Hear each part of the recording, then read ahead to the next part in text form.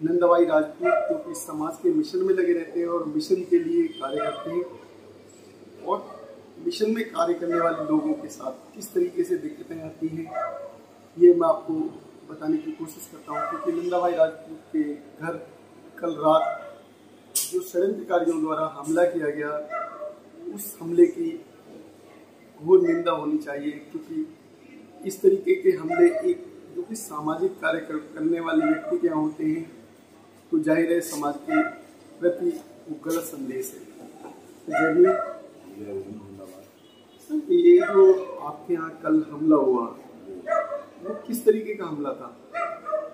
सुनियोजित ढंग से हमला किया गया था। इससे पहले से इसकी कोई टीम थी, फाइनल कर ली गई थी। ये किसी भी प्रकार में बहुत साजिशन एक हमला था। कुछ चंद लोग घुसते हैं घर के अंदर और फिर वो जिस तरीके की हरकतें करते हैं, लूटपाट का माहौल बनाते हैं। माहौल बनाने के बाद जब कोई पकड़ने की कोशिश करता है, जब पकड़ा जाता है और फिर वो भागता है और फिर वो कहता है कि अभी आ रहे हैं हम तेरे घर में, पूरे में सबको मार देंगे, तेरा सबका कत्ल कर देंगे, तेरे घर में ही मारेंगे सारे खानदान।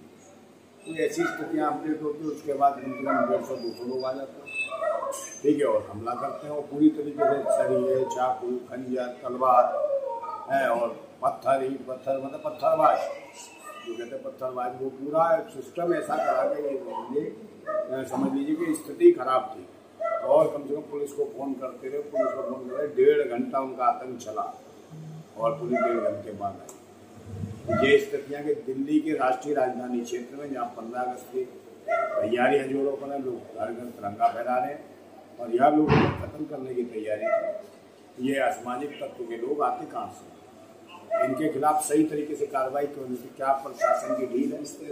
और प्रशासन के ऐसे लोगों को संरक्षण प्राप्त है जो कहीं भी किसी को भी लूट लेते हैं, कहीं भी शोषण करते हैं। तो ऐसे लोगों के खिलाफ एक कार्रवाई होनी चाहिए और पूरी तरीके से कार्रवाई हमने भाई हमारे को तो प्रशासन ने पूरी तरीके से मदद का भरोसा दिलाया। और जब 1.5 घंटे बाद जब आई पुलिस, सचिव साहब आए, उन्होंने भी कहा कि आश्वासन आपको दे रहे हैं, हम पूरा तरीके से ईमानदारी से निष्पक्ष कार्रवाई होगी। और कम से कम पत्थर मारे गए तो भाई 3 बोरे तो पत्थर पुलिस लेके गई है इकट्ठे क्राइम टीम। और स्थितियाँ इतनी दयनीय थी कि भाई उनके हाथ में इतने खंजर थे और वो हमारे बेटे के ऊपर जो है धारदार हथियार से वार किया, जिसकी वजह से उसके जो है टाँके लगे हैं, काफ़ी चेहरे पर जख्म हुआ गहरा और आँख बच गई उसकी।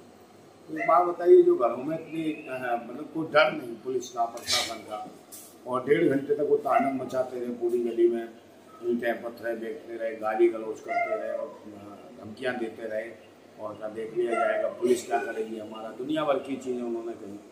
तो मुझे लगता है वो कहीं ना कहीं से तो संरक्षण प्राप्त था उनको। और हमारी जो आज़ादी है, इस आज़ादी के लिए हम लड़ रहे हैं, उस आज़ादी पर वो लोग अंकुश लगाना चाहते हैं। वो चाहते हैं कि हमारी जुबान बंद हो जाए, हम बोले नहीं समाज के लिए, राष्ट्र के लिए, कौम के लिए और संविधान के लिए, लोकतंत्र के लिए।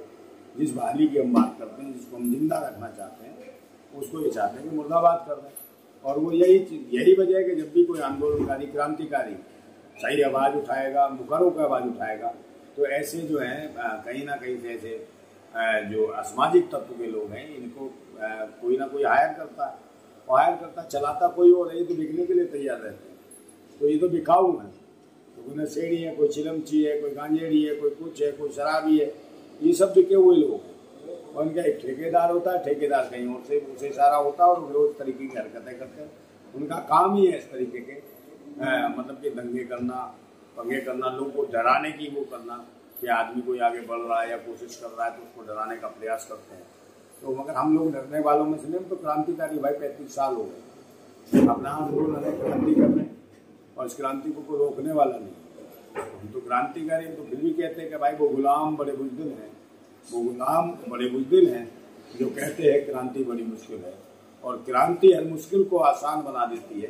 ताना सा कितना भी मजबूत हो उसे खाक में मिला देती है। और ये वक्त आने वाला है, समय परिवर्तन लेता है कि हम तो सामाजिक परिवर्तन की लड़ाई लड़ते हैं, राजनीतिक परिवर्तन की लड़ाई लड़ते हैं। हम चाहते हैं सबकी समाज में भागीदारी हो, हिस्सेदारी हो और सबको एक समान अधिकार मिले, अमन और चैन शांति स्थापित हो देश के अंदर, देश के बच्चे पढ़े लिखे, वैज्ञानिक बने, इंजीनियर बने, डॉक्टर बने, IPS IAS बने, जज बने, कलेक्टर बने, ये पहुँचें और आगे बढ़े, देश को आगे बढ़ाए। मगर स्थितियाँ जो अलग है, कहीं ना कहीं इस तरीके का जो आखंड है विश्वास का, और कोई सच कोई खुल आईना दिखाता तो आईना दिखाते ही कहते हैं ना कि भाई काने को काना कहते तो उसे बुरा लगता है। मगर मैं पुराने व्यक्ति के बारे में नहीं कहना चाहता, जो बेचारे हैं मैं उनके लिए क्षमा चाहता हूँ।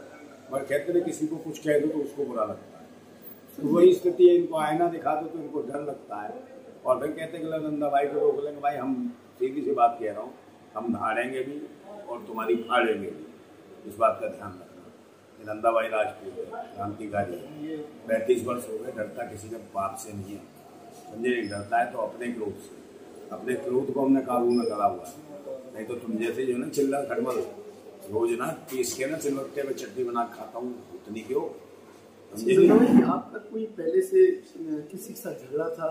हमारा व्यक्तिगत कभी किसी से झगड़ा नहीं, हमें ये नहीं पता चला ये हुआ क्या, कोई झगड़ा नहीं था। अंदर आए, लूटपाट सी करी उन्होंने, और जो मुझे लगता है नीचे किराएदार थे उनसे छीना जब्ती करने चाहते थे। पहले भी कई लोग मोबाइल छीन के ले गए, तो ये वही लोग हैं जो अंदर घुसे होंगे। और कहीं ना कहीं बेटा जा रहा था, वो रोज की तरह गेट बंद कर रहा था, नीचे 10 बजे लेते आसपास था, तो उन्होंने उसी को देखा, उसी पर हमला कर दिया। उसने जब पकड़ा तो उसने उसके चेहरे पर हमला कर दिया, और जो छीना झपटी कर रहा था जो बेटे के साथ, वो जो है कर ली छीना झपटी, और उसने ब्लेड मार दिया, पता नहीं क्या मारा, धारदार हथियार, और बेटे के टाँके आए, आँख बच गई। तो ये सोचने का विषय है कि जो देश के लिए, समाज के लिए, कौम के लिए जो लोग संघर्ष करते हैं उन्हें बहुत कुछ झेलना पड़ता है। हम परिवार को तो कुछ दे नहीं रहे, मगर समाज के लिए जरूर निरंतर लड़ रहे हैं। समाज की तरफ से, देश की तरफ से हम 1% इतने भी दोषी नहीं हैं। हाँ, ये हो सकता है कि हम परिवार के लिए हमेशा दोषी, क्योंकि हम उसके लिए उनके लिए कुछ कर नहीं पाए, यही वजह। मगर फिर भी हमारे बच्चों का, हमारे परिवार का, हमारे खानदान का, हमारे जज्बे को सहयोग रहता है कि चलो कोई बात नहीं, बच्चा एक राष्ट्र हित में काम कर रहा है तो करने दीजिए।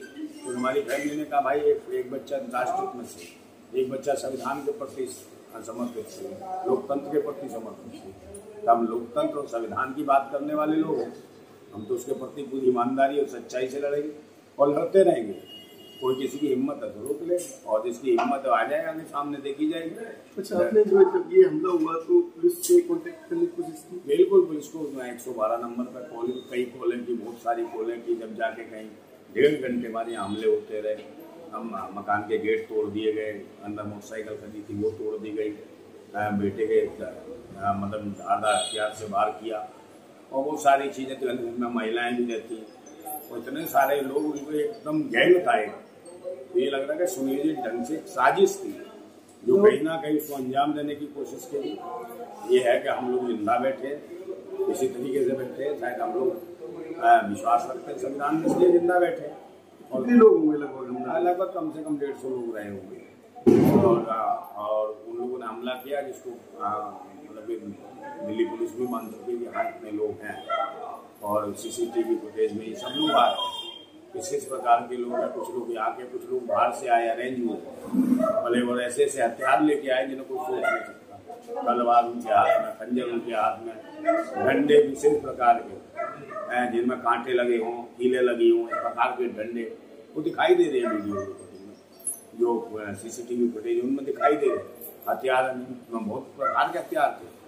तो इसका मतलब कल की एक मंशा से आए थे कि हमारे परिवार को मारना चाहते थे, और कौन लोग हैं इसके पीछे दिल्ली पुलिस जांच भी कर रही है, और आगे पूरी कार्रवाई करने का आश्वासन भी दिया। और जब आला अधिकारियों को मालूम हुआ तो मुझे लगता है कि वो एकदम सख्ती से आए। उन्हें लगा कि भाई 15 अगस्त का टाइम और ऐसा राजधानी में होगा, तुम किसको जवाब दो। तो आला अधिकारियों का इसमें जो रोल रहा, जो भी है, मैं सराहनीय है, मैं उनको धन्यवाद देता हूँ। चलिए, आपने दिल से ही सही मगर बहुत अच्छा निर्णय लिया।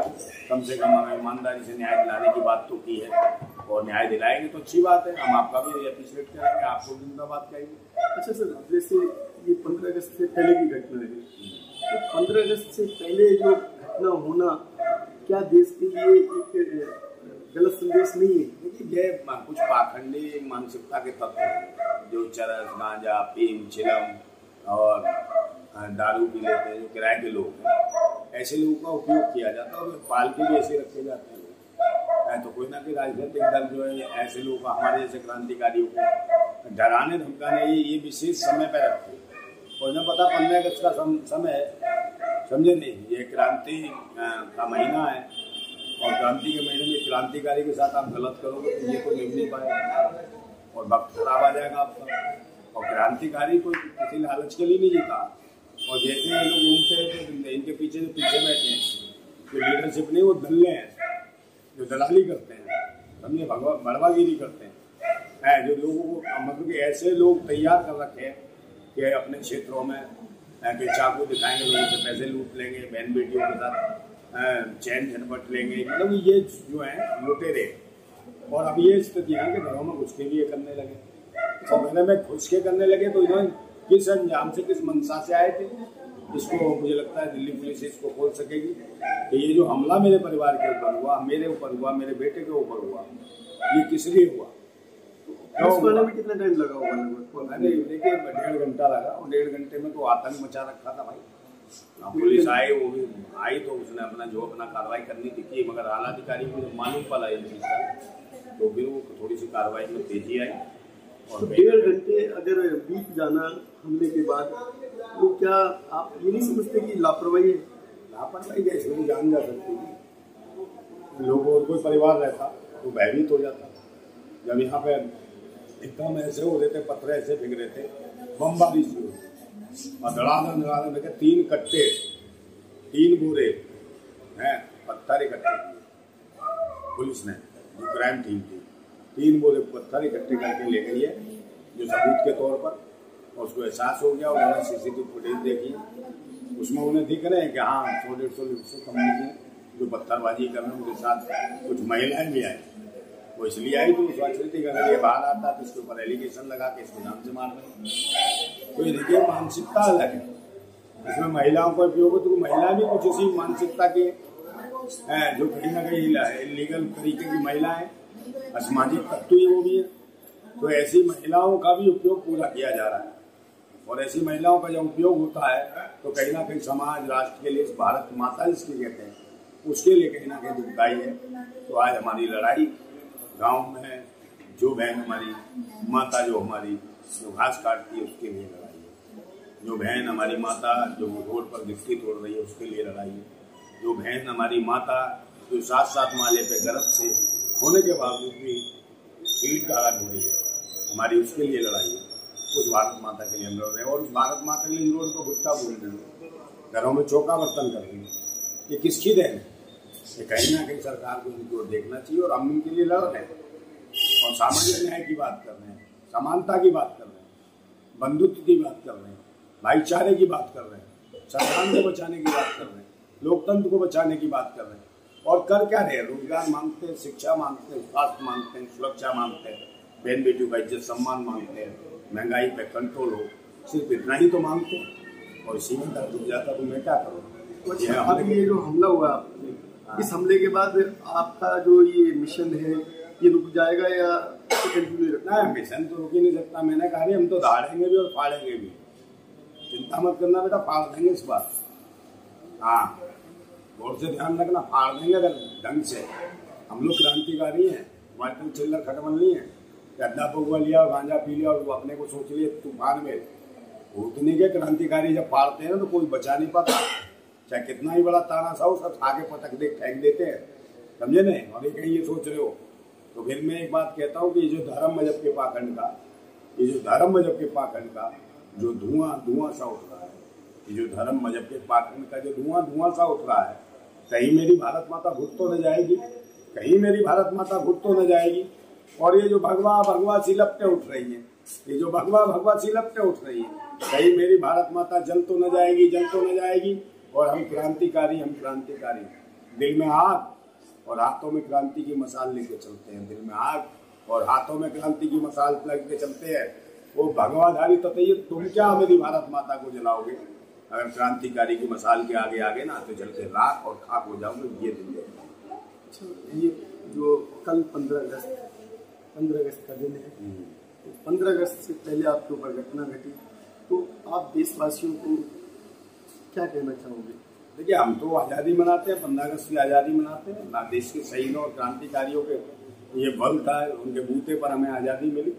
शहीद भगत सिंह हुए, राजगुरु हुए, सुखदेव हुए, समय और अशफाक उल्लाह खान हुए, पंडित चंद्रशेखर आजाद हुए, और इस संविधान के रचयिता बाबा भीमराव अम्बेडकर हुए, संविधान रचयिता। तो इन लोगों ने इस ऐसा ग्रंथ बना के दिया, उन्होंने हमें आज़ादी दी, क्रांतिकारी। हम तो उनके रास्ते पर चलने वाले लोग हैं और हम चाहते हैं कि सभी लोग इस रास्ते पर चले ताकि सबको सामाजिक न्याय मिल सके, सबको राजनीतिक भागीदारी मिल सके, सबकी जेब में आर्थिक आज़ादी मिल सके। मगर आर्थिक आज़ादी रहना नहीं चाहते, समझे। आपकी आर्थिक स्थिति की जगह आर्थिक आज़ादी छीन के आपको अर्थी में लिटाना चाहते हैं। और स्थिति है कि अब आपके तो कल कपड़े भी उतार लेंगे, नंगा घुमाएंगे आपको। इनकी मानसिकता ऐसी है। बहन बेटियां सुरक्षित नहीं है, बहन बेटियों की इज्जतें लूट ली जाती हैं, वहाँ कोई सुनवाई नहीं है। मगर इन्हें चिंता होती है पाकिस्तान में बेटियों की, हिंदू बेटियों की, बांग्लादेश में हिंदू बेटियों की। मगर भारत में जब बनारस हिंदू यूनिवर्सिटी में किसी बेटी, किसी दलित बच्ची का बलात्कार होता है, तब वो वैसे ही दरिंदे नहीं देखते हैं कि कुछ जाति के लोग थे जिन्होंने बलात्कार किया, इनके घर पर बिल्डोजर क्यों नहीं चलता है, इनको क्यों नहीं कोई गोली मरवाता, इनका कौन ही एनकाउंटर करता। मगर जो राष्ट्र हित में अपने संविधान की बात करता है, लोकतंत्र की बात करता है, शिक्षा, स्वास्थ्य रोजगार की बात करता है, सुरक्षा की बात करता है, बेटियों की बात करता है, उनकी रक्षा की बात करता है और महंगाई से लड़ने की बात करता है, तो उसकी ओर ध्यान देते हैं कि तो उसको कह देंगे आतंकवादी, देशद्रोही, हलाला की पैदाइश। और देश की कुर्सी पर कौन कौन लोग बैठे और कौन कौन ये चिल्लर खरमल घूम रहे हैं जो आतंक मचा रहे हैं, ये कौन है? मुंह काला की पैदाइश है जो कहीं भी चिलम गांजा लगाए और किसी के पीछे पड़ गए। तो ये समय अब तुम्हारा नहीं है। और किसी क्रांतिकारी को उलझने से पहले एक 1000 बार सोच लेना कि क्रांतिकारी अभी कुछ नहीं कर रहे हैं। और जिस दिन क्रांतिकारी के मूड में आ गई ना, उस दिन बेटा पता नहीं चलेगा कहाँ से आए तो कहाँ घुस जाओगे, समझे नहीं। ऐसे बिना घोल में घुसोगे, भूतने को कभी जिंदगी में नहीं आओ, कभी किसी काल में नहीं पैदा होंगे। क्रांतिकारी से पंगा मत लेना। तो क्रांतिकारी सिर्फ राष्ट्र के लिए, देश के लिए, बहन बेटियों के लिए, माताओं के लिए, बच्चों के लिए, गरीबों के लिए, शोषितों के लिए, वंचितों के लिए लड़ाई लड़ता है। और आज भी हम लड़ेंगे और लड़ते रहेंगे, हमें किसी चीज़ का डर नहीं है। तो कहते हैं तूफानों से आंख मिलाओ और सैलाबों पर बात करो और पाखंडवाद का चक्कर छोड़ो, राष्ट्रवाद के साथ चलो। और लास्ट में एक बात कहता हूँ, सच्चे योद्धा, सच्चे रक्षक अपमान नहीं सह सकते हैं। जिनको सुनने का ताव नहीं वो चुप कैसे रह सकते हैं, मन में से चुप नहीं रहेंगे, बोलते रहेंगे। जिंदाबाद। साथियों, आपने नंदाबाई राजपूत जो कि हिम्मत रखते हैं और कुछ भी करने से पहले वो ये सोच लेते हैं कि हमने जो भी करना है समाज के लिए करना है। तो ऐसे व्यक्ति के जज्बातों को सभी लोगों को सम्मान करना चाहिए।